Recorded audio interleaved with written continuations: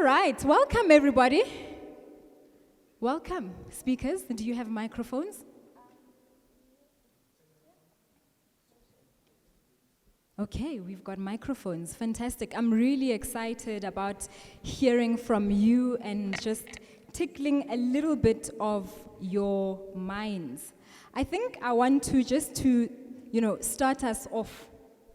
Mr. Mdaka, I know you've been talking the whole morning. I'd just like you to create the atmosphere for this discussion. So I'm going to ask you a question about your journey. As a property investor and developer, such as yourself and all the amazing work that you've done, what are some of the biggest challenges that you faced that AddProp aims to solve?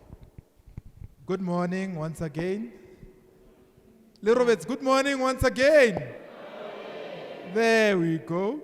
I think some of the challenges that AddProp is addressing comes from one, having experienced challenges as a property owner, as a property investor. And I started in property when I was 18. So the mere fact that at 18, I didn't even understand the fact that somebody cannot just move into your property without a lease agreement as a start. To say, it was, oh, you want this room, it's 800, move in month end, as long as you've paid me. But now, with that, we need to understand that on the platform, you're able to have a lease agreement. That's one of the challenges, right, as you're starting. The second layer of challenges is finding the registered service providers, plumbers, electricians. And by registered, we mean people that where you can verify where they are from. You know, it's very important. Somebody is coming to work on a unit and inside the unit. It's your tenant. Maybe they left the phone or whatever.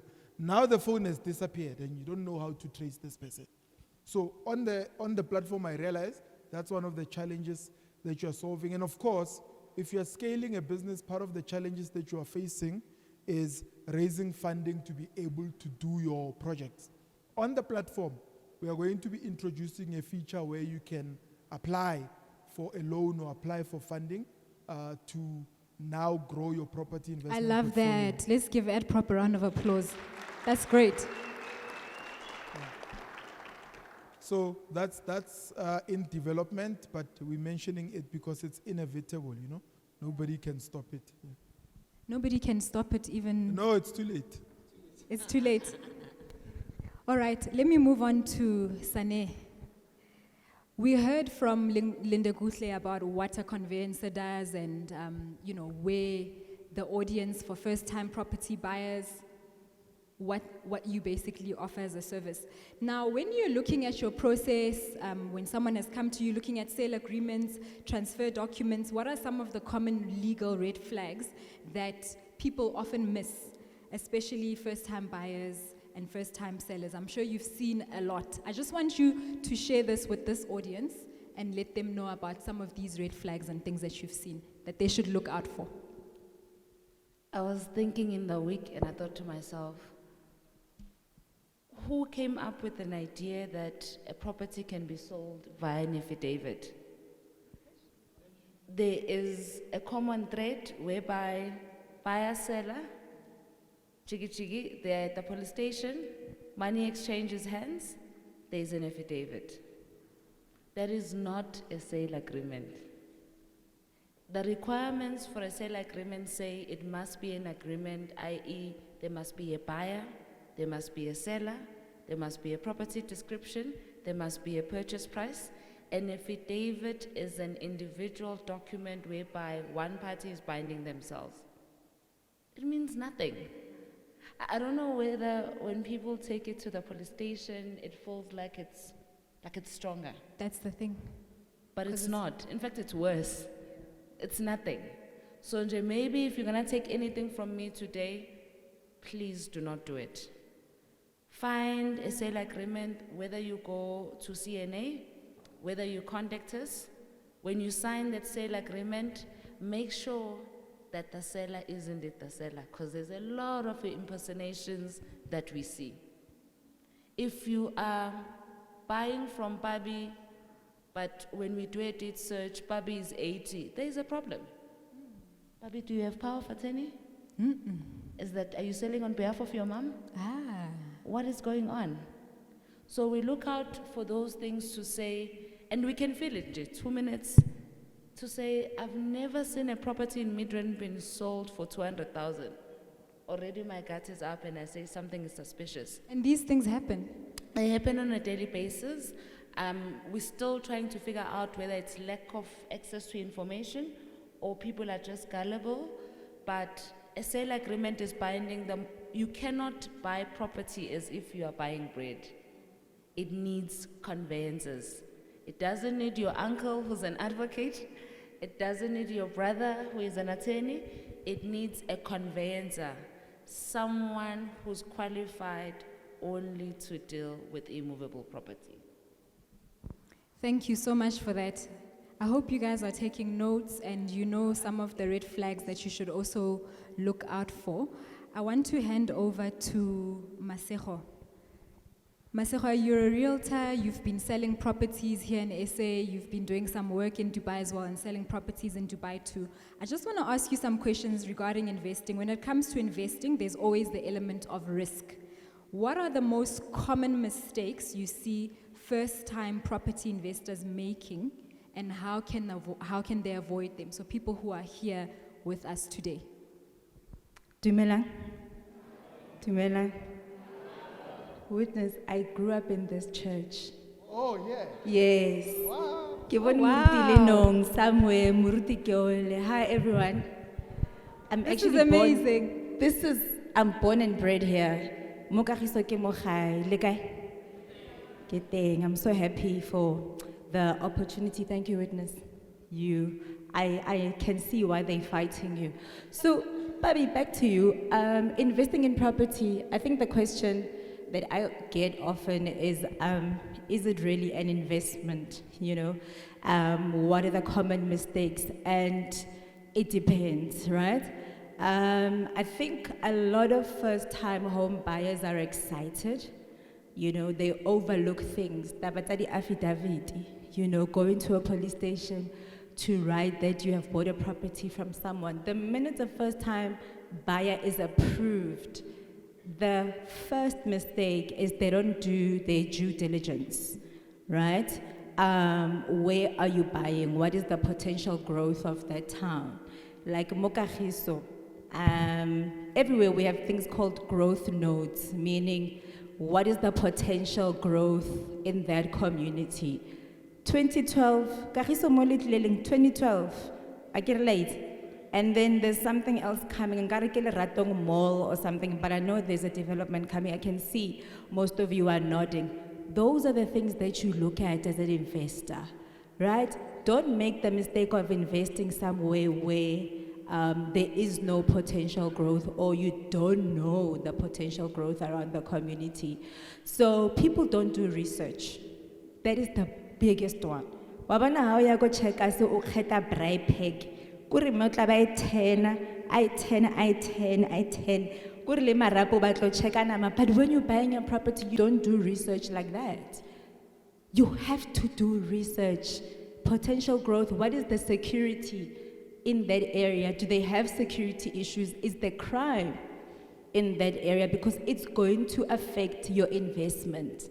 The things that are going to affect your investment, you check. You do due diligence. Past 10 years, what happened 10 years ago? Has that place developed? So that you can also do a forecast to see how far it's going to develop. Those are key things. I can't stress that enough. If you take anything away from, I think, this panel today, is do your research. That is the biggest one. And then people also overlook or overestimate rental income. I go to people this much, tenant to patella this much, and it might not be that. People even overlook something like not having tenants. You know, somebody says, okay, 10,000 times 12 months, you might not have a tenant for 4 months. Do you see that is 40,000 out? So you have to check literally everything.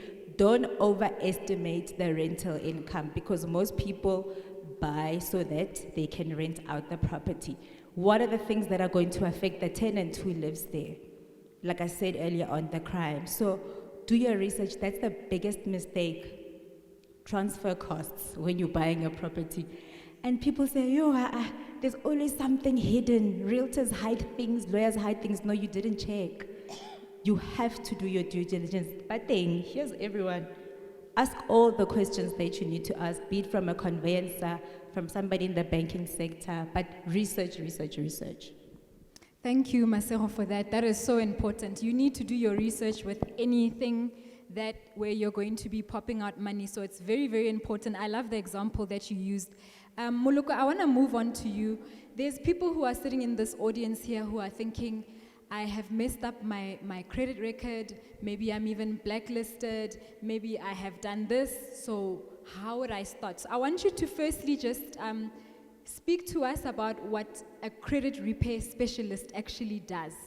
And how is this different from general debt counseling? Because I'm sure some of them have even gotten calls with companies saying, well, we want to take you through debt counseling. Please just speak to us about what you do. And what the difference is. I think from first of all, I'm Moloko Makgele. I'm an investor, credit repair specialist. I'm a husband to my beautiful wife there. I'm a father. Beautiful wife. Yeah. If maybe I may ask, by a show of hands, who knows their credit score? And the rest of you guys? Okay, I think we'll have to start by treating your credit score as your second currency. Why? Because credit score, it affects multiple things in your life. First one, it will be whether you get approved. If you have a bad credit score, chances are very high that you might not be approved for that bond, for that vehicle finance. The second one is it affects the interest rate as well. If you have a bad but okayish credit score, you might be approved but get a higher interest rate on that because the bank look at you as a risky person. And again, a bad credit score, it affects when you have a bad financial standing, your overall health, man. You don't sleep. It affects everything about you.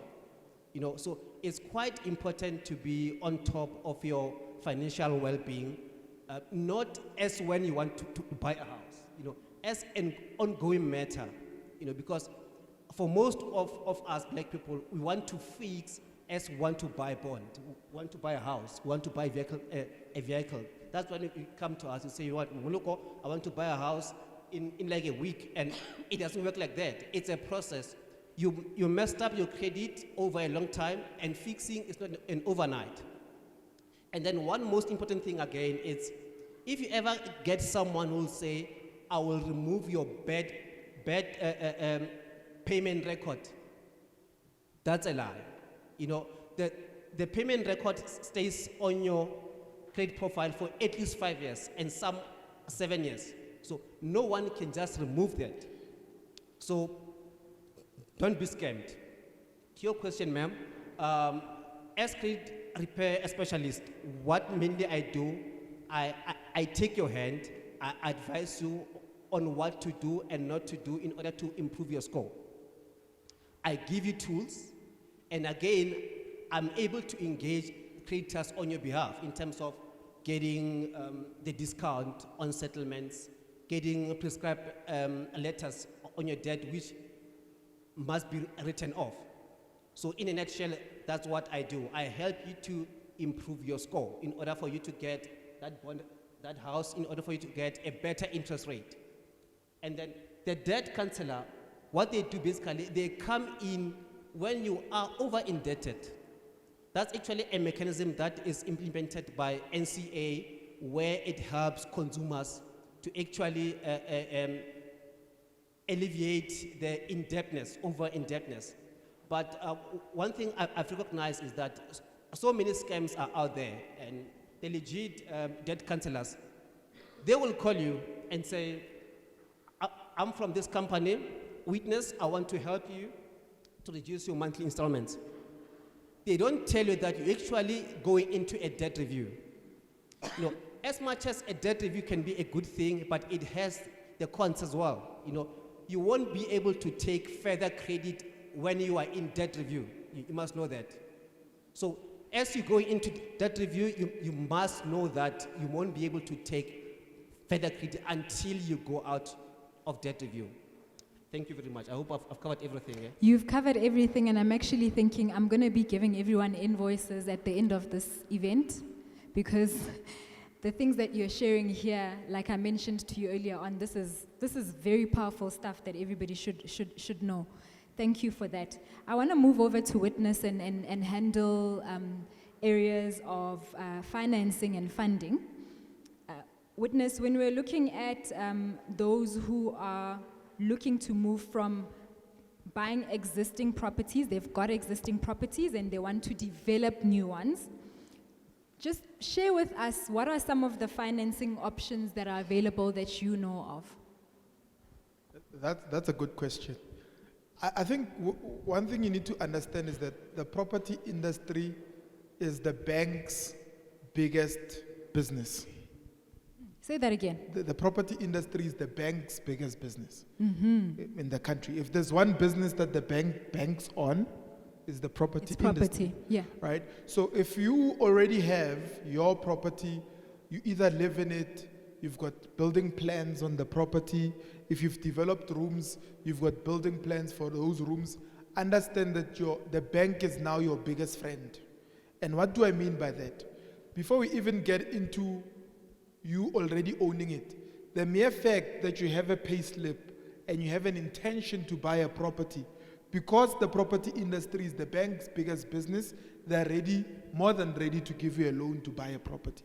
Right. As long as you qualify, as long as you've got your credit score, it's good. As long as you show consistent monthly income, whether through a job or a business, the bank is going to give you, right? That's the first funder that you look at. This is I'm going to use my pay slip, I'm going to buy a specific property. The bank becomes my partner in doing this thing. And why did I mention if you have building plans, approved building plans for your house or your business or your property? It's the fact that if you want to now refinance your house to raise more equity or more money out of it so that you can buy another property, you are able to do so through the bank. And let me quickly explain that. Let's say your house now in Kagiso is about, the value when you bought it was 700,000. Now it's been 3 years or so, you've been paying the bond, some repayments. Now the loan that you have paid over time has now become part of the capital, and the property has increased in value. Let's say it's about 1 million. Either because the shopping center was built around the area, or there's a development of a school, or a development that's something that adds value to the area, now brings value to your property. Then it means you have equity of about 300,000 rands on that specific property. Right. You have what you owe the bank, which is 700,000, and then you have your 300,000 equity that has grown. So at that moment, if you sell the house, you outright put it on AddProp, you sell it, you have 300,000 that you're gonna make from it, excluding, obviously you'll pay your taxes and everything, right? You have 300,000 that you'll make, and you go and do whatever you wanna do with it. Or you say, I don't want to dispose of my property, so I'm gonna refinance it. Refinancing simply means you have to qualify now to move your bond from 700,000 to 1 million, which means you are borrowing an extra 300,000 against your property. And then they're going to calculate what the bond repayments are going to be according to your interest rate. They give you the 300,000, uskaya Dubai. Hey, this is what people do. There's a temptation, because now the 300,000, it's paid into your account. They don't tell you what you must do with it. It's yours. It's your money, right? And by the way, they can't tax you on debt. If you sell and dispose, you must pay tax. If you refinance, there's no tax on refinancing. That 300,000 is tax-free. Right. Yeah, don't make me trend again. But the point I'm making is that 300,000 you are borrowing. So no one is going to tax you for borrowing. There's no taxation on a loan. And that's why rich people keep on getting rich and rich. You wonder why these people keep borrowing when they have money. What do you think they're doing? They're refinancing their assets that have value. Instead of selling them to attract capital gains, they refinance, they take that money, they continue to build more properties, or they buy. So you've gotten the 300,000, and then you take it and put a deposit on the next property. That's right. Now you have another property portfolio, you are repeating the same thing. Everybody, buy, renovate, rent out, refinance, repeat. Guys, are you listening? Yeah. Round of applause for that. Sorry? No, I'm saying let them give a round of applause for that. Round of because- applause, yes. Yes, yes. This is... So when you are already in the property industry, so I've seen some people will say, no, I can't buy another house, I'm waiting to finish it. You're going to wait for 20 years. You can actually buy a property every month if you afford it. The bank doesn't say, wait, finish another bond before you start another one. So it's all based on affordability. What's your affordability? What's your credit score? Do you afford to get credit? And if you do, especially if you're buying income generating assets, the bank also looks at what they call future value and future rental income. What is future value and future rental income? What is the value of the property going to be once it takes transfer? Sometimes you are buying a property below market value. You are buying it and it's below market value. Instead of 1.5 million, maybe it's 1.2. You register a higher bond as you buy the property. So you register the bond at 1.5, though you are buying it at 1.2. The conveyancers, when they get the guarantees and they get the money, they pay the 1.2 to the seller and they pay the 300,000 to you. Or you can access the 300,000 after 6 months of having paid your bond. You're plugging them for real. But they're supposed to thank me for that question, actually. Sorry? They're supposed to thank me for that question because I wanted you to plug them. Oh, you wanted to plug them? I wanted to plug them. So you don't have to wait 20 years to start or to buy another property and another one and another one. Just fix your affordability. If you've got tenants in the one property, let me tell you what this guy used to do. And me and him, actually, we used to do it. You buy a property, right? And then if you and your wife are married out of community of property, you can make her your tenant and she pays you rent. And then you say you have a tenant while you are living in the property. You go to the bank and say, here's the lease agreement between me and my tenant. Trade They secrets. consider that as income. Kaleplaka. You are plugging us today. Thank you so much, Mr. Mdaka. Moloko, you wanted to add on to that?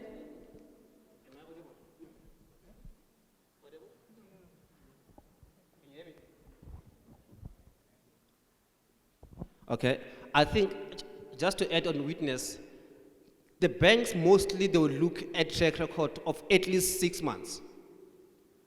You know, they will check if you have consistent amount of salary, whatever amount that's coming in your account for 6 months or so, they will check that of rent. If say, let's say maybe your tenant is paying you 5,000 a month, make sure that you have that consistently, you know, and then they will go and check and do whatever the valuation they do on their side, credit checks and all that. So you can basically buy 2 properties every year, if you can afford those. Every year you can at least buy 2 properties. That's doable. It's doable. I know someone who's been doing that. I won't mention a name, but yeah, that's doable. It's absolutely doable. Thank you for sharing these. These are trade secrets and ways of how we can navigate. Masego, I want to ask you before we hand over to Sane. They've spoken about financing options that are available, and I'm sure here people are already thinking, where can I invest? investors are always looking for the next big opportunities. Anyone here is, what are the key signs you look for that tell you that a property has a high investment potential? Okay, so again, I think I'm gonna say don't get excited when you're investing. That usually just does away with your thinking cap because you're excited that you're about to invest. And I'm going to mention again potential growth, right? Or growth nodes, like I said earlier on. If you are looking to invest, remember, ladies and gentlemen, you're not buying a house for the next 1 year or 2 years or 3 years. You have to know or have projections of what is going to be happening in that property space or that area that you are investing in. So just make sure that you do your research for potential growth, right? The other thing that you have to look at again is risk. Every investment has risks attached to it. You have to decide whether you are going to go with the risk or not. Are you risk averse or not? Does your investment have sufficient money or loop for those risks that you're going to be taking? So it's important. I think I am going to sound like a broken record, because those are the key things to look at. You really need to do your research. There's people around you that know. Again, there's companies that do this work. And I must say, Witness, with AddProp, it's like, it's got all the information there that you need. And I really, really see what they're fighting for, because even people that you don't trust, realtors, people like us, people don't trust realtors anymore because there's not enough integrity in the space. A lot of realtors are just looking for the commission. They don't tell you things, they're just chasing their commission. I don't want to trend for saying this, but you've limited or eliminated a lot of risk with this app, with AddProp. Honestly, because now people, there's no more integrity. So you have the platform, you have the service providers, go into the app. Witness is not paying me to say that. I'm just really impressed. And for me to be a realtor in this space and not complain about it, realtors have ruined the reputation of the space and the integrity of the space. So you have an opportunity to do your own research. And I think also clap hands for yourselves for being here, because this is part of the research. That's true. Yeah. That's true. Yeah. So risk and growth. Always think of the potential future growth and then look at the risk. Do your research. Due diligence is, I can't stress enough how imperative it is. Yeah. Thank you so much, Masego, for that answer. So we've spoken about financing options. We've spoken about what you require in order for you to be ready from a credit point of view, and then also what to look at when you now want to acquire the property. But then there's also a step, and this is where Sane comes in. I just want you to just highlight to everyone who is now looking, okay, who wants to invest, what are the legal safeguards that they should put in place before acquiring a property? First and foremost, I'm going to back my sister up here. Buying property is exciting, but pause for 1 second and just apply your mind. Ne? When I get an offer to purchase, it needs to tell me a story. There are things that we call suspensive conditions. What they do is that they say, Sanelisiwe, witness is buying, however his terms and conditions are. Witness can put in to say, he will only raise the finance after 3 months.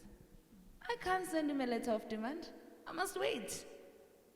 Witness can put in there to say, I'm buying but subject to the seller painting the house white or literally fixing the leaking roof. I can process the transaction, but I cannot register until that suspensive condition has been complied with. So when you put in a condition, I will be there to protect you because these are your terms. For example, you can even say, I am buying this property, but subject to me being able to sell my 2 other properties. So clean. Yes. We are at your mercy. So for every potential buyer, tell us how you want to write your story. Then us as conveyancers, we're gonna execute it. Take advantage of that special condition. If there's something that does not sit well, you can put in an offer and even say, subject to me completing my market analysis within the next 2 weeks. In the next 2 weeks, I'll wait again. What must I do? So yes, it's exciting. I love getting new offer to purchases, but for any potential investor buyer, put in an offer, then say subject to you receiving building plans. I don't know how many times I've spoken to witness about building plans. I feel like we are just a broken record at this stage. You bought this, you're buying this house because there's back rooms. In fact, dwelling units, sorry. But where are the building plans for the dwelling units? He talked about being able to refinance, reinvest. Do you think a bank will approve you for higher than what you are buying for when they can see that the other structure doesn't even count? Pause and be selfish as a buyer. It's your money, you are taking the liability. In fact, you're gonna be paying me my fees. Make me work for it as well. Otherwise, when I just register, I love what I do. Oopsie, this looks like a glaring error. The buyer does not care. We do what we need to do because we are called to do it. Yeah. Sure. Moloko, you wanted to add on yes. to you wanted to add on to that? Yeah, Yes. I think I want to highlight, I think, two items. One is, the OTP, offer to purchase. Be aware that that's, as you sign it, that's a binding contract. You can't just, because after a week you decided that, you know what, I don't want to buy anymore, and then I'm pulling out of the transaction. You can't. It's a binding contract. You can get sued for that. Yeah. And then 2, what do you want to add again? The reason why you see most of the houses which have bedrooms and all that are being sold for cash is because they don't have approved plans. Yes. Our mashaya, the agent, some of the agent, they will say maybe a seller wants to go emakaya quickly, but you find that there are no approved plans. No bank will finance that. Please just be aware of that. And also, if you've got the cash, we are at police station. Just pause, because I just want us to slow down in the transaction. With your 300,000, you're gonna EFT it like that. Just gift it to me rather, because now you don't listen to your gut feeling to say a transaction involving immovable property. Yeah. Immovable property is land. Immovable property is wealth. How am I going a police station on a Saturday and go 12? EFT done, affidavit. You're just carrying an affidavit. It's a boardroom conversation, if I can put it like that. You come to my office, because my trust account gets audited. The only way I'm gonna pay the seller is if I've fulfilled the mandate. That's right. Only on date of registration. And I hate our colleagues who go around misinforming the public to say the seller is rushing to Emakai. In fact, if he's rushing, let me tell you what happens. Once the suspensive conditions have been fulfilled, we say to a desperate seller, please go and apply for bridging finance. Meaning, I'm still holding your money as the buyer. There are companies that take the risk of loaning him the money. Please repeat that again. Bridging finance? I don't think you guys caught it? Yes. Even okay. For your desperate, if the seller is putting pressure on you to either pay them directly or advance a deposit to Bona directly, don't do it. You come to our office, we make sure that the suspensive conditions have been fulfilled, and we continue investing the purchase price. Then we refer the seller to what we call a bridging finance company. A bridging finance company specializes in loaning people. They can take the risk. And also they do credit checks. Sometimes they just decline to say, such a red flag. Because you are so kind. Mali yashisa, ne? You would have given them imali, awumazi their behavior when it comes to money. Because money actually changes people. Once it's in their pocket, it doesn't want to come to my office to sign. In fact, usese makaya, off the radar. What must I then do? That file will sit, eventually we'll close it, you'll keep on coming, telling me a sob story. But had you just done it the way we teach you to do it, he would have cooperated, he would have even came on Monday to sign, because he knows the quicker he cooperates, the quicker he unlocks those funds. Thank you, Sane. Yes, Mr. Mdaka. Yeah, let's give her a round of Let's give applause. her. What she's actually teaching you to do is to do due diligence. You know, with every business that you do or property that you buy, you have to do your own due diligence.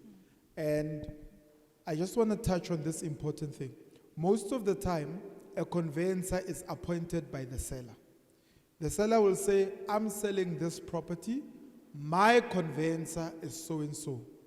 What I do in those instances, if I see that ngathi ngizoshawala, I also appoint my own conveyancer. And I say, let there be, two conveyancers can work on one deal. Yes. They can do the transfer together. Yes. The other one is my watchdog. The other one is doing the deal. I would have preferred watch and brief, but okay. Marakere, it's the language of the business. But the point I'm making is, the other one is there to protect your interests. Because what you've been told in the industry is that, no, the conveyancer has been appointed and that's it. It doesn't mean that just because you've appointed a conveyancer, I can also appoint my own conveyancer. Right. Because that transfer process, if your conveyancer decides, let's collide, man, asim shy. Sing shy, but if my conveyancer is there, she will see all of those things. In fact, instead of transferring my money to your conveyancer, I can transfer it to my conveyancer, and my conveyancer can give you bank guarantees. True. Kali set up. Plug. So the money is protected. And 100%, we've seen it in practice. Usually, because again, I don't get it why we do this to ourselves as black people. So, advise you go, and again, you go now to a lawyer to transfer, a lawyer, not a conveyancer. Yeah, You go- tell them the difference. Correct. I'm a lawyer. I'm a qualified lawyer. However, I am a conveyancer. I've written an additional exam. I have a higher qualification than the other lawyers. If it just says lawyer, he will help you with other things, ne? Like a contract, maintenance claim. It says conveyancer. It means we are the only people in South Africa who are allowed to deal with immovable property. I didn't say movable, I said immovable, because that's property. So, meaning if you've got a car dispute, again, not me. I said immovable, it must not move. That's what property is. What we see, we feed you information like this, but pin the back shy. Because when you just saw Ngcobo and partners, yes, they are attorneys, but they are not conveyancers. And they don't know what they are doing because they have not gone to school for it. In fact, bafunda ngawo and bazokushaya. And when they do, then I'm roped in right at the end to say, hi Sane, can you supervise? I'm like, sure. And I do. But sometimes, when you can see via a chain of emails, I'm no kill. Eish. It's done, but I'll try to then be aggressive. Can we have proof of funds? Can we accept Minix? And eventually I say, and I'm supposed to be the bearer of the bad news to say, please go to the Law Society. Nothing else, but had you followed what he said, it's your cash, it's your money. You've worked hard for it. And let's say if you want it, maybe that's why you guys just donated. Appoint someone else if you're not happy with the seller's conveyancer. Appoint me to say, Sane, all you are doing this transaction, you will invest, you will issue guarantees, let Laba run around, I'll give you your fee. Now every week I'm like a not so friendly conveyancer. Hi, what's the update? I can remember I'm fighting for business. But it's safe, because at least when they say they've lodged, I can cover your back and check it for you. When it's available for registration, I can check for you. Then I can earn my fee, close investment, everybody is happy. But yes, do that when you are not sure about your conveyancer. And do not be deceived because it's a firm that's not black, bayashaya. Even them. Yes. Even them. Yeah. Yes, Masego, you wanted to add on? Can I just add? I think one of the other key things that maybe we don't speak about as professionals is the psychology we have towards money, the relationship that we have with money. Those are the things that are making us or causing us to make mistakes with money, because you don't feel like you are worthy, you don't feel like you have rights. You know, Witness just said, even if there is already a conveyancer, stand up to the seller, to the buyer and say, I also have my conveyancer. I also want to check. I think as black people, we don't speak up enough. We are timid when it comes to issues of money. That's true. Hence, we continue making the mistakes that we are making with investments. So also check the psychology you have, the history that you have with money, the history that your parents have with money. You know, it's also very spiritual, so it trickles down to how we make decisions. I know that has nothing to do with real estate, but check the relationship that you have with money. Yep. I think just to add, I think they mentioned excitement. Pull back a bit. I think it goes to all the transactions in life, especially financially. Vehicle finance, it's even worse, you know, because you get a new job, you go and buy polo with sunroof. They put all this nyaga sunroof, make wheel, whatever. Why not? Because you've been approved with 40% balloon payment on top of that. When you're approved, you're happy. You have your polo sunroof. Ojaba anager. Was excited. After a year or two, you can't pay it anymore. Or maybe come end of the term, 5 years, there's 40% balloon payment that you have to come up with. Oh, it's a guy, Solomon. Hey, kunzima. Hey. Yeah. I think everybody now is really thinking and reflecting a lot about, you know, the decisions that they need to be making. Check your relationship with money, do your research, do your due diligence. Whether you've got someone who is a law firm, don't just take it as Sane has said it. Do they specialize in the industry? Are they experts? Are they conveyancers? Because then they'll be able to give you the right information. I want to just ask everybody to just give me a final closing word as we are wrapping up this discussion, and then we're going to be opening this up for the Q&A. So we can start with, because you've already got the mic, we can start with you, Moloko. Yeah. For me, I'll say, do your research, man. Do your research. Don't just jump into things because you're excited. You know, you will get banned. I've been banned before.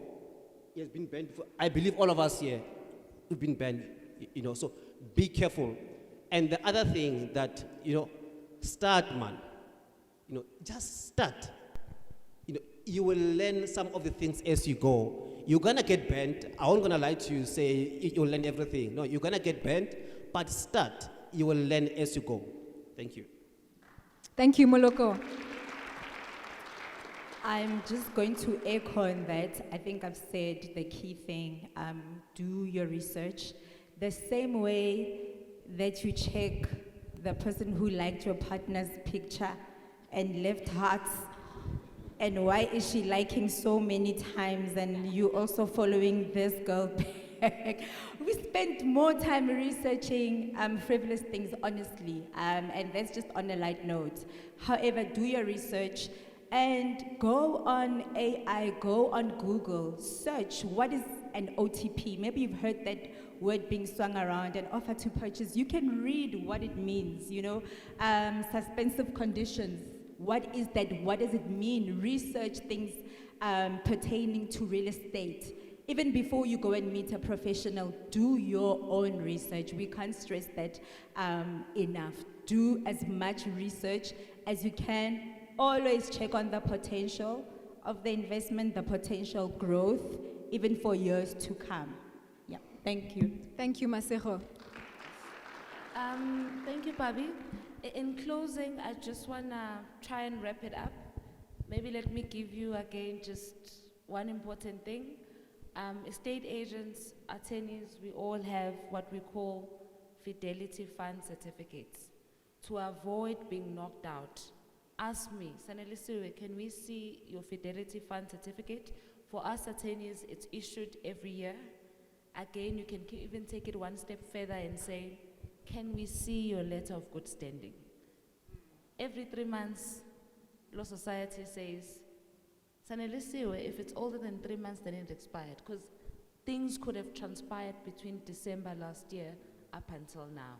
I never get offended when people ask because I'm just like, Vele, I'm a credible someone. The moment your attorney is upset, the moment your agent is upset, again, wake up, I can't teach you everything. Ayiko. Azokushaya.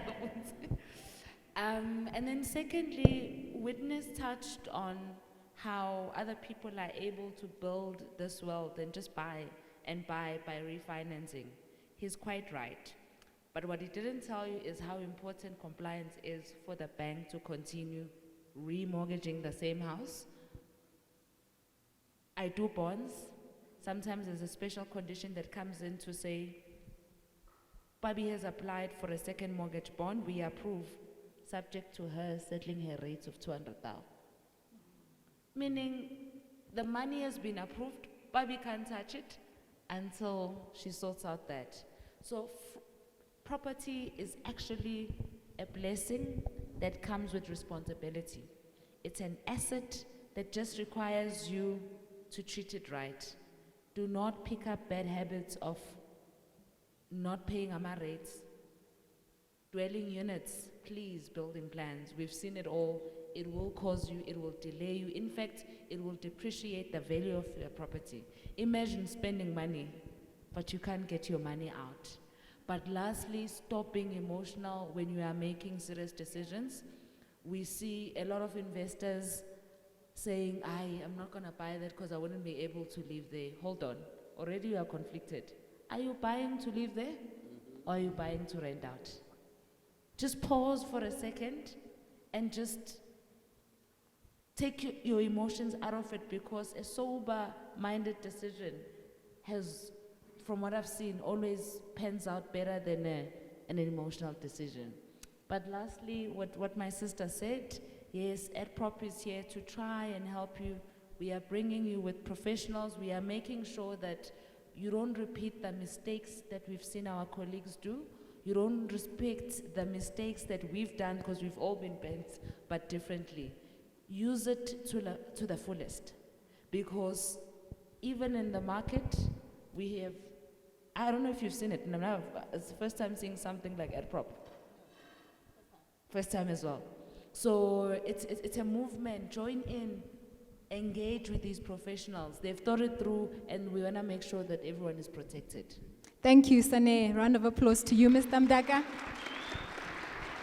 You're closing for this segment. Yes. For this segment, please. Thank you. You know, as I'm sitting here listening to these people, I'm seeing the connection between all of them. Moloko is a banker. He's been a banker. You've worked in banking all your life, no? And he's a credit repair specialist and is a property investor. So the knowledge that he's giving you is giving you from a banking perspective. He's also giving it to you from a credit repair specialist perspective. And he's a property investor with hundreds of units. He's giving it to you from that perspective as well. So hear it. And then Masego is a property practitioner. She's a realtor, meaning she's in that industry. She's engaging with it every single day. She needs to be registered with the PPRA, Property Practitioner Regulatory Authority. She needs to be registered. She needs to have an FFC. So you need to check, even if the agent is on AddProp, check that agent. Do they have an FFC? Are they registered with the Property Practitioners Regulatory Authority? Then you've got Sane. Sane is a conveyancer. A conveyancer, let's just call it a property lawyer. She too, although she's registered with the Law Society, also has to be registered with the Property Practitioners Regulatory Authority, and get an FFC so that you can do your property transfers and have a trust account. Now, let's talk about AddProp, because I mentioned everyone except myself. I'm in tech, I'm not in property. I don't have to be regulated by the PPRA.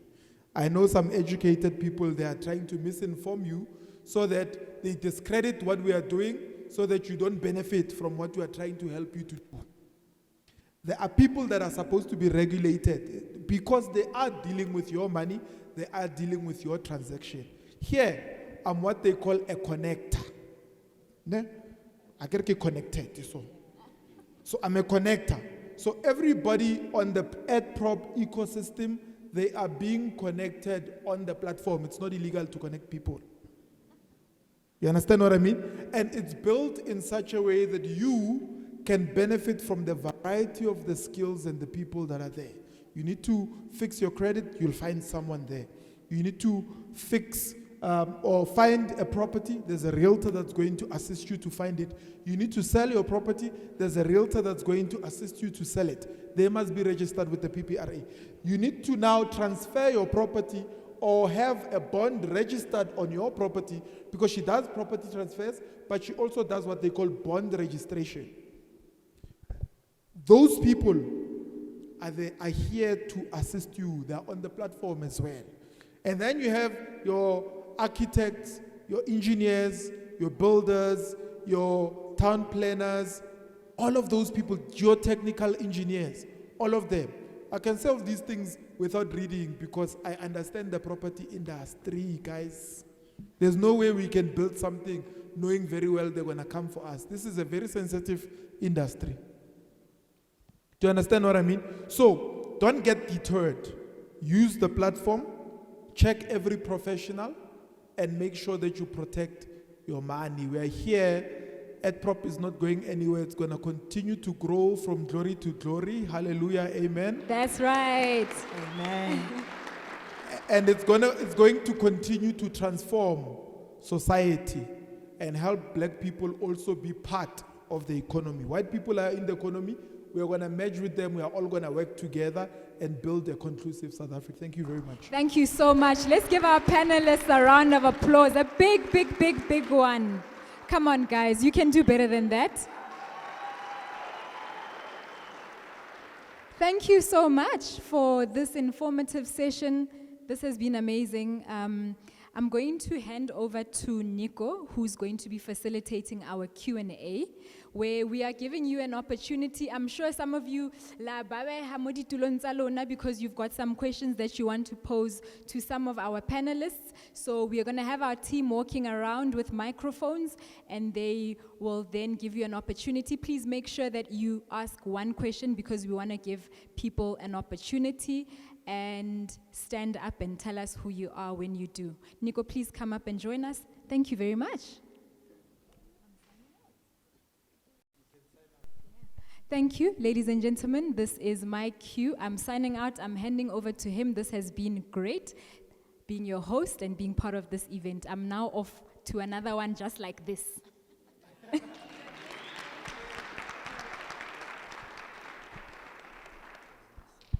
Abshani, good afternoon. How are we? Good, good. Okay, my name is Nyiko, and I will be facilitating the question and answer for today. So this is how we're going to do it. We are going to have one question directed to one person here amongst our panelists. Please keep it short. No comment, questions. It's question and answer. So please keep it short so that we can wrap up today and go home with our full stomachs full of knowledge. So we've got Xolani there with the mic. He will give you a mic. I think Xolani, there's a brother right here with a maroon t-shirt. I think you can start with him.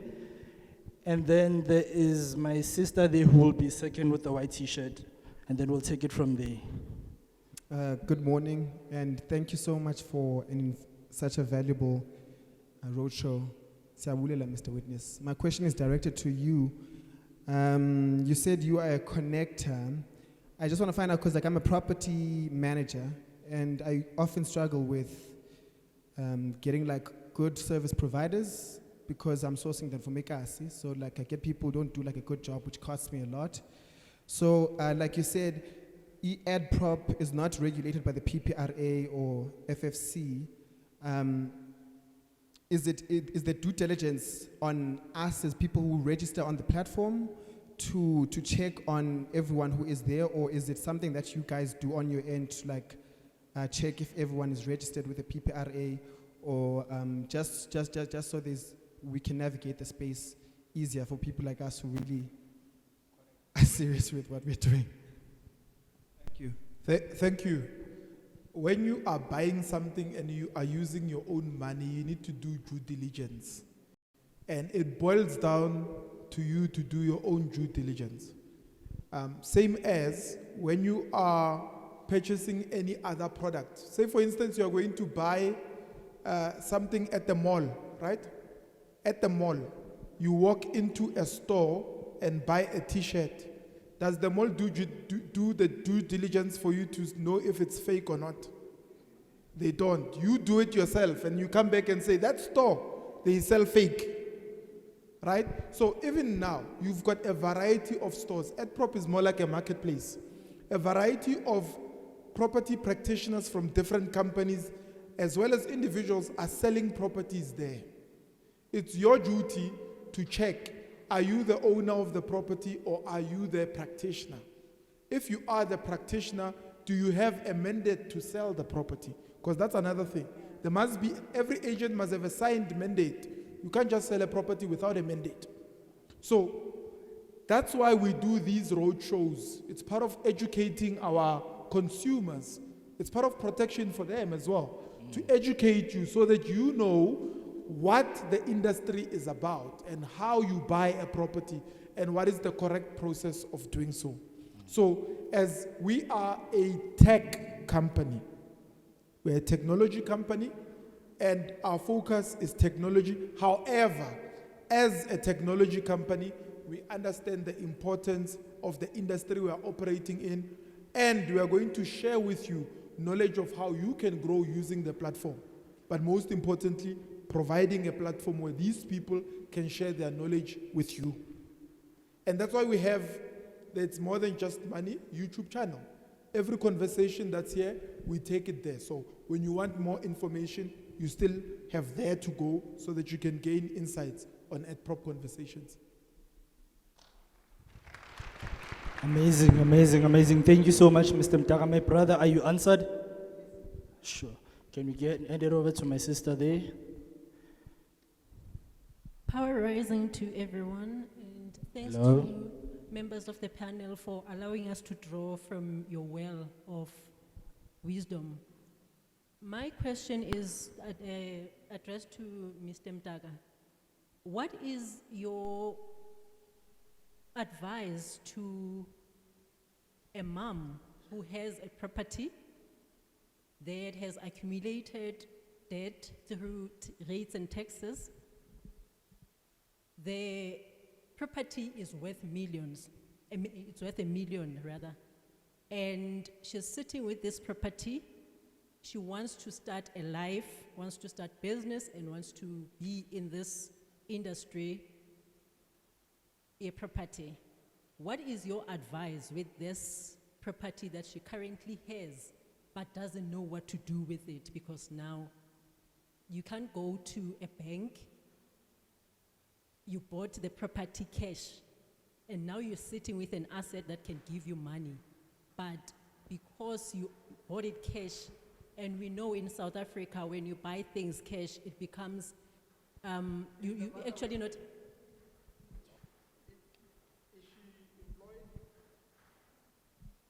Now recently, yes, but doesn't have any credit score or credit Everybody has a profile at the credit moment. score. Isn't it? All right. Yeah. So Thank so you. I know Sane can also take that one. Do you want to start? Yes, see I you are want to fired up. start. Then I'm going to. Firstly, I just want to correct that.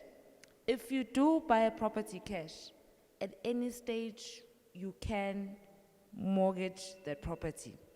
Sometimes we literally get an instruction that says you're registering a bond for 1 million rand over a property that the buyer has owned for over 10 years. So whether you bought cash in the beginning and things have changed, a property is an asset, the bank can look at it later and give you the finance. But I'm gonna let you proceed because I just wanted to correct that. Yeah, so very important. That's similar to refinancing, but now it's not refinancing. It's starting the bond application process from scratch. The only difference is that there will be no transfers and there will be no transfer fees, but there will be a bond registered over the property, and you can decide, are you registering the full bond amount or are you registering only 500,000 to do your bond redevelopments and pay for the rates and taxes that you are owing. So that's why I asked, are you employed? Because then that puts you in a position where the bank can assess. And remember, even if you don't have a credit score, the main thing is sometimes they also look at the value of the asset, right? They say you already have this asset and you are employed, they are borrowing against an existing asset. And the fact that you are able to buy it cash, it shows most on the deeds, deed search, that you paid cash for this property. So you've already demonstrated a considerable ability that other people do not have. So those things are consideration. Even whether you went to school or not can depend whether or not you get financed. So all these things are things that they look at. So you don't have to worry about you bought it cash another time. Maybe the thing that you have to look at is, how do I fix my credit score and my finances? Here's someone already who deals with that. I see he's also bending to take the mic. Yeah, no, true. Everyone has a credit score. It can be zero though. It can even be minus, but you have a credit score. So yeah, based on that, what witness said now, it just matter of them going to the bank. The bank will check affordability and credibility. Credibility is your track record of paying your debts. That's where credit score comes in. Affordability is whether you'll be able to pay, you have enough money to pay for that bond that you're taking over your house. And just remember what witness said. You can get your spouse to appear as if they are renting the property, provided you guys are not married in community of property. She'd have to get married. She's a single mother. Oh, well, but even your cousin or your friend, whereby for 3 months while you prepare for that journey of submitting, kune lease in place, on a certain day it comes in, on a specific day, umbuyisele nawe phela imali yakhe. Angifuni ukuxabana nabantu. Or to add to that, Sane, now we are off record. So, or you've got your cousin or your friend that you trust. They sign a lease with you. You've got another bank account. You transfer money from that bank account to your main bank account, reflecting the lease amount, and they're paying rent while you live in the property. So the bank will say, for 3 to 6 months, you've been receiving rental of 10,000. It's coming from your savings, Akir. And then, at least about Boni Manjo on the video. And then, you also have your pay slip and your salary that's coming into your account. They consider that. Do you have income on the property? And do you have a lease agreement? And do you have a pay slip? Those are the things they're going to look at. They're not going to come to your house and check who stays here. Yes. They're only going to come and evaluate, make sure now the building plans are in place, the structure is intact, but that's about it. Sometimes, they do a desktop evaluation. They don't even send an evaluator. It depends on the area. You see, if you are in the township, obviously they're going to want to send someone because they know people are building without approved plans. Yeah. And sometimes when they take the aerial shot of the property, on the lease, on the title deed, it shows it's Res 1. But they are seeing multiple structures on it through the aerial view. Okay? Then that's what prompts them to send an evaluator to come and look at the property. But if it's a normal house, you live in it or you own it, there's a normal tenant, usually they'll do a desktop evaluation of the area. They'll say it's worth 1.3 million, and then they'll give you the cash. Okay, thank you so much. My sister, you answered? Okay. You're happy? Right, guys, if you feel like you were not answered, please say, we are here for you, we are here to engage with you. Can we have the next question, please? I see a blue shirt with stripes. Is it a white shirt with blue stripes?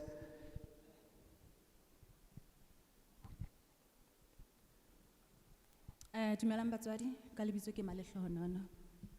Just a quick question, I think, to our conveyancer over there. In a situation whereby you sign an offer to purchase, and within that contract it says you can pay for about, let me say, 12 months. So now within that 12 months, when you're supposed to pay a balance, now the seller sold, or actually the developer sold it to somebody else. So my question is, what was my rights, or what was the action that I was supposed to do? Thanks. Thank you. I'm just getting sad as you ask, because we see these things way too often. That sale agreement, first and foremost, should have been an installment sale agreement. With my installment sale agreement, you come to me, before you start paying, I take it, I go register it at its office. Why? To protect you. Then the law continues to then say, while you are paying those installments for 12 months, you pay to me, not to the seller. Yes. The prejudice is less if the seller, throughout the 12 months, then decides to sell to someone, I can refund you. But where you've been paying the seller directly, and you are not recorded anywhere as a buyer, that's a litigation matter or that's a dispute. But in your instance, where did the money go? It went to the conveyancers. Have they refunded you? I would say, fortunately enough, the developer was selling something else, so I had interest on another land, so they just made whatever they transfer, but yeah. But secondly, maybe to someone who's considering doing that, as a seller, you are not allowed to sell the same property twice. It's fraud. And it's not fair on you. I'm sorry that it happened to you. In fact, you are very lucky because you got your money. Sometimes that's not what happens in practice. The seller was in breach of the contract the moment he could not honor your contract and decided to sell to someone else. So I feel like that conveyancer should have advised you of your rights. Then you should have decided whether you wanted to compel the seller to honor the contract. Every time you see a contract, please check a breach clause. It gives you rights as a buyer, it gives the seller the rights. Yeah, sure. Are you canceling? Are you forcing them to abide by a contract? You always have powers, but just read. And do not let emotions get in the way. Because there you had rights, but at least you got your money back. That's all. All right, thank you. Guys, are we taking notes, Mar? I feel like I also just learned something there. We are only going to take 2 more questions because we are running behind schedule. So can we take a question from my brother there with the white t-shirt? Well, thanks for the opportunity. My question is around refinancing and directed to you, Bra Witness. I've got a property in Riverside. It's a nice area, in terms of tenants attraction. Thing is, I've only had it for like just over 2 years, never missed any payment. So would this be maybe a good time to approach the bank and maybe refinance and get another property within the same complex? Because I've seen the tenant attraction is very good in the area. My worry is only around the financial health of the complex where I'm in, because it's a sectional title, so some owners are not paying their levies and their rates, you see. So the financial statements get released, And then now, my scare is, won't this have a long-term bad implication? Say maybe if I am to buy, definitely I know I'm gonna get a tenant, but then I'm just thinking about the long-term financial health or the missed payments from other tenants, other owners within the complex. If the debt increases, wouldn't that maybe disadvantage me in terms of maybe either reselling the property in the future or, I don't know, utilities being cut, like electricity or water. Yeah. So firstly, would this be a good time within, just over 2 years paying the property to go and refinance, and then the long-term financial health of the complex? Yeah. I know you said witness, but again, I'm just going to lay the foundation for you and then hand over to you. What we see more often than not, certain banks are not approving bonds in certain complexes because the body corporate has no financials. So you are on the right track. Ask for those audited financials. And secondly, as you look at them, if they've got a debt with Masepala over R1 million, let me tell you what's going to happen in a year or two. There is something we call a special levy, whereby the body corporate sits, like we are sitting here, and we say, in order to deal with the deficit, we're going to impose maybe 3,000 extra a month per unit. We're going to collect and then we're going to recover. Klar, you don't want that.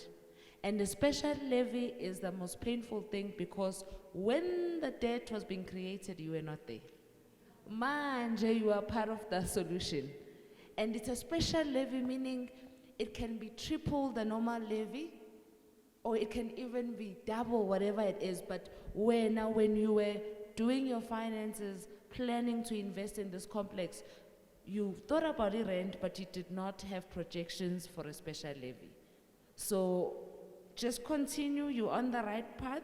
But again, for anyone who sits in a body corporate and things are not going well, we do see it in practice whereby a seller wants out of this complex. They can only wait for a cash buyer because banks are saying, no, nizokwila. And so therefore they're not prepared to take a risk. Over to you, witness. I think owning in a complex or an estate is a double-edged sword. And one, obviously it gives you protection, it gives you security, but all those things, they come at a cost. And you are right to say, if the body corporate is not managing the estate properly, will I be affected? The answer is yes, you will be. Because you will find somebody wants to buy into the estate and they're going to say, can I see the financials of the estate before I buy? And they put subject to the financials of the estate being in place when they buy the property. We are back to subject to, suspensive conditions. So if they find that the estate is not managing the affairs properly, no sensible person who knows what they are doing is going to buy. So the more there are no buyers, supply and demand, the value of the estate is going to go down. Do you understand what I mean? And then, is it a good time to refinance? Refinancing has no good or bad time. It's about whether or not there's equity in the property. Do you afford to pay the new repayments on the property? And is it in a good area that the bank is willing to finance? So if those conditions are there, are met, the property has got equity, has got value, you can refinance. Perhaps maybe you can refinance and buy a property that has cash flow. I don't believe in buying these properties in estates for investment. To stay, yes, buy, live there. But if it's got no equity and no cash flow, why are you buying something that's negative cash flow? You're an investor. You want to buy a property that's going to give you cash flow on a monthly basis. And usually those properties, you won't find them in an estate, right? So you refinance to get your money to buy something that's going to give you cash on a monthly basis. Mounting a property, you take money. When you're buying that property, you're intentionally buying money. So if you buy in an estate and you've got a tenant and you must pay levies plus special levies plus municipal fees. Now you have a deficit of 6,000 must come from your pocket. So you bought debt. So you don't want that. You want to buy a property and it must give value to your life, and your life must keep on increasing. Not you bought this property, now it's a bad end. It's like you are paying another property by just paying the rates and taxes. Imagine paying rates 3,000 or 2,000 or maybe even 500, and you are paying levies 2,000, and you are paying a special levy of 3,000, and you are paying another special levy for painting the walls at 2,000, because those things, they just add them if they want. If you are not part of the body corporate, you don't have a say. They sit like this. We're in one, me and him, we used to debate, Makgele, Raya, you can't do that. And they're like, the witness is very problematic. So all of those things are important. So if you are there, at least you have a say. We're not going to do that. But if you are not there, what say are you going to have when they say special levy 3,000? Must have all those things in mind. Answered. Okay, the last question. Let's give an opportunity to someone, I think someone here in the front here. Which one, Mr. Moloko? The traditional shirt, yes. Yes. Yes, you, my brother. No, ngiyabonga kakhulu ngibingelele nonke ngaphakathi ehholo ome la phambili umphumzeni wakanyembe. I'm a realtor with two sisi lo lapha phambili wa colleagues. So mine is, hi my colleague. Hi, potential client, hi. Exactly, I'm coming to Ngcobo, but just to give just nami as a realtor. One is very important when you deal in phakathi nabantu abathi bama realtor like abomphumzeni nyembe, you ask for a FFC certificate, fund certificate. Make sure that the person is registered. Simple nutshell. We are resigning emsebenzini, uthenga ikhumbi. Usuyalayisha wena abantu basuse Kagiso base bar. You are not affiliated with the association. Bazokudubula. So same nala, we've got people who claim ukuthi bama realtor baya pirate. They are doing things illegally because they don't follow the law. I was just passing on that one. Make sure that the person ought umphumzeni wakanyembe under TSK Real Estate is he registered with PPRA. My question, Ngcobo, is kuwe. We've got a challenge. Abantu bakithi bafuna ukuthengisa, they want to sell. Abantu bakithi they want to buy. Most la location is bigana nazinkinga. We've got a problem now. This leasehold. Now you can't transfer. Thiwa mele ubize uminister azosayina incwadi. Uyabhala kulama office akhona amakhulu, you don't get answers. We are realtors. We earn our living based on a professional fee. You've got a deal that you've been chasing for 6 months. You've got someone's advertising with AddProp. We paid our fees corner. We finally got the buyer. We connect the two. Now we're sitting with a situation where the property can't be transferred. I can't earn my fees, yet I've spent, and now you've got someone who wants to go emakaya. He can't get him azo emakaya. Then we've got someone, Mr. Mdaka, he wants to get that house, I convert it to a rental unit, he can't achieve. Now we're in a stalemate. Bengicela ama-Conveyancer asichazele. Ni addressa nini, because I think you the guys, you can help us here. Nikhulume no minister. Besicela ukuzwa lokho, ngiyabonga.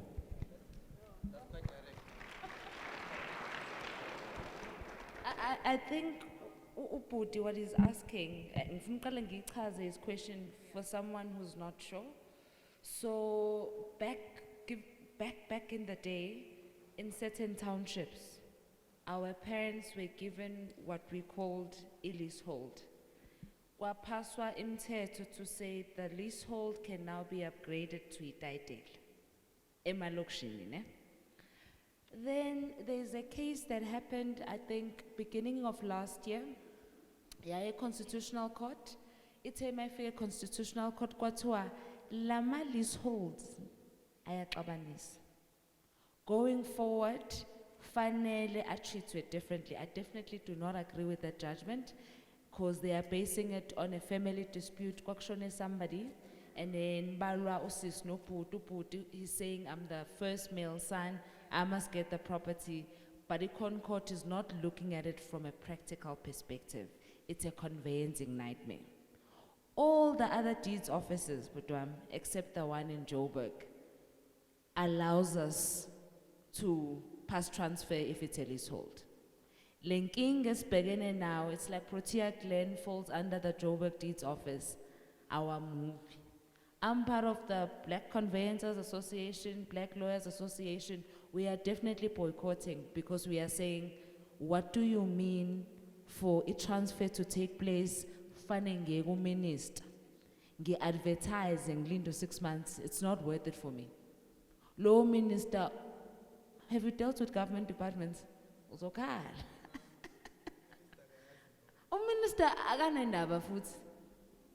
So, from time to time, we do have someone who represents us in these associations. We are escalating it. It is frustrating, and I'm passionate about it because again, in market yagiti, when we cannot help you, iba buhlungu.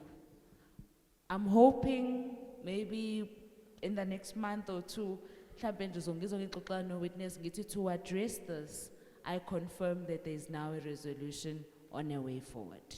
But thank you. Wow. Ladies and gentlemen, that marks the end of our question and answer. I know some of you who had questions feel like this is unfair, but some of our panelists here will be over at their stations where they've exhibited. You can go there, ask the questions that you wanted to ask. But can we give our panelists a huge round of applause?